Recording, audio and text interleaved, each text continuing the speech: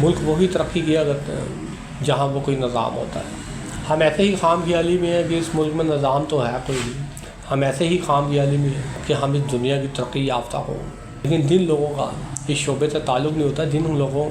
کے ہاتھوں میں قانون نہیں ہوتا، لیکن وہ اس معاشرے کی اچھی طرح خدمت کر رہے ہوتے ہیں۔ میں مثال دیتا ہوں ڈاکٹر کی، انجینئر کی، میں مثال دیتا ہوں پی ایچ ڈی لوگوں کی، تو وہاں پر ان کے ساتھ اگر ناروا سلوک ہو جائے تو کیا ان کے دل میں اپنے ملک کے لیے محبت وطن۔ بسم اللہ الرحمن الرحیم۔ السلام علیکم۔ امید کرتا ہوں اللہ کے فضل و کرم سے آپ سب خیریت سے ہوں گے۔ ہم پاکستانی کم از کم اس حقیقت کو تسلیم کرتے ہیں کہ ہمارا معاشرہ ہماری کتنی خدمت کر رہا ہے۔ سیر و تفریح کے لحاظ سے باہر چلے جائیں تو حسب ضرورت کھانے اور پینے کی اشیاء کو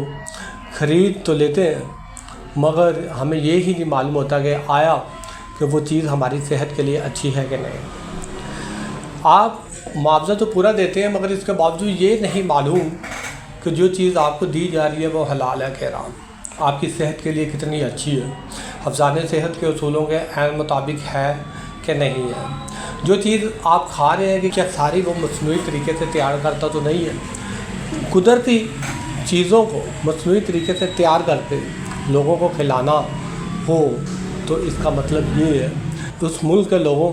کی صحت کے ساتھ کھیلا جا رہا ہے۔ مطلب یہ ہے کہ آپ کا قتل عام ہو رہا ہے۔ یہ ایک ایسا قتل عام ہے جو آہستہ آہستہ آپ کے جسم کو دماغ کی طرح کھانا شروع کر دیتی ہے۔ اگر چھوٹی سی مثال دی جائے تو آپ یہ دیکھ لیں، جس طریقے سے کیمیکل کا دودھ ہوتا ہے، جس طریقے سے ناخالص اشیاء بنتی ہیں، کھانے والی وہ قدرتی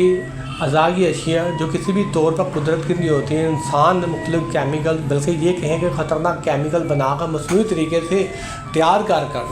قدرتی اشیاء کا رنگ دے کر فروخت کسی ملک میں ہو رہی ہو اور اس ملک کے شہری کھا پی رہے ہو، لطف اندوز ہو رہے ہو۔ اگر حقیقت کھل جائے کہ جو وہ کھا رہے تھے وہ حلال تھا کہ حرام تھا، کھا رہے تھے وہ گدھے کا گوشت ہی کیوں نہ ہو، لیکن سوال یہ پیدا ہوتا ہے کہ مینز بنانے کے لیے تو بہت کچھ ہمیں مل جاتا ہے، لیکن اس ملک کے شہری اگر کوئی ایکشن نہیں لیتے، کوئی رد عمل ظاہر نہیں کرتے، کوئی پبلک پریشر پیدا نہیں کرتے، حکومت اس سارے معاملے میں کم از کم ذمہ دار تو ہے کہ وہ اپنے ملک کے شہریوں کو کیا کھلا رہی ہے، اپنے ملک کے شہریوں کی صحت کے لیے کیا اقدامات کر رہی ہے۔ حکومت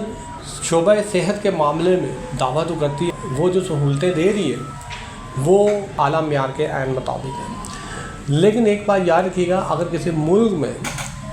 نظام خوراک ہی ٹھیک نہ ہو تو وہاں پر ہسپتال جتنے مرضی بنا لیں، وہاں پر ہسپتال کی سہولتیں نایاب تو ہو جاتی ہیں، ہسپتالوں میں مریضوں کا رش تو لگے گا۔ ہم آخر ہر مسئلے کو جڑ سے کیوں نہیں اکھاڑتے، ہم مسئلے کی تہ تک پہنچتے نہیں، لیکن اس کا حل تلاش کرنے بیٹھ جاتے ہیں۔ اگر ہم پاکستان اگر اپنا احتساب خود کریں تو ہمیں پتہ چلے گا کہ جس معاشرے میں ہم رہتے ہیں اس معاشرے میں اگر کوئی شخص جتنا بھی پڑھا لکھا ہو، ڈاکٹر ہو، انجینئر ہو، اسکالر ہو، پی ایچ ڈی ہو، ہم نے یہ دیکھا کہ کیونکہ ان لوگوں کے پاس پاور نہیں ہوتی، ہم نے یہ دیکھا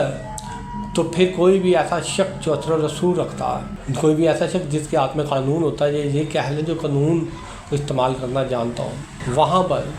بات رہ جاتی ہے تو عزت کی۔ مطلب یہ کہ جس ملک میں قانون ایک ساتھ نہیں ہوتا، جس ملک میں دو قانون ہوتے ہیں، وہ لوگ اپنی حفاظت بخوبی